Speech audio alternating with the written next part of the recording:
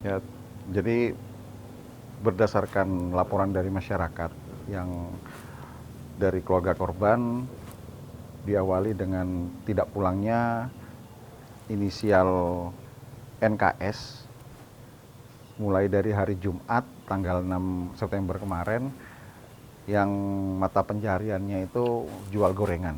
Jadi pada saat dari hari Jumat semalam tidak pulang hingga orang tuanya melaporkan kepada Wali Nagari, ke Babinsa dan Babin Kamtipmas untuk melakukan pencarian hingga Sabtu tidak diketemukan dan alhamdulillah tadi sore sekitar jam 4 itu ditemukan bukti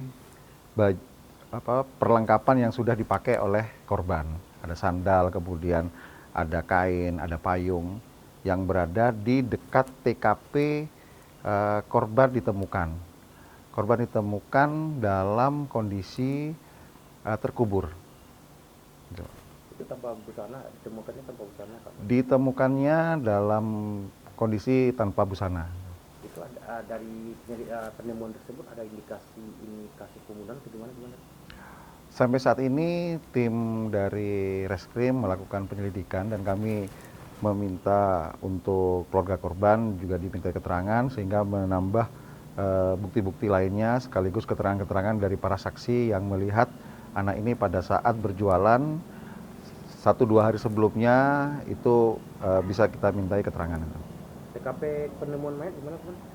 Ke TKP penemuan mayat berjarak kurang lebih 500 meter dari rumah, tepatnya di Korong Pasa, Galombang, Nagari Kayu Tanam, Kecamatan 2x11 Kayu Tanam, Kabupaten Padang Pariaman.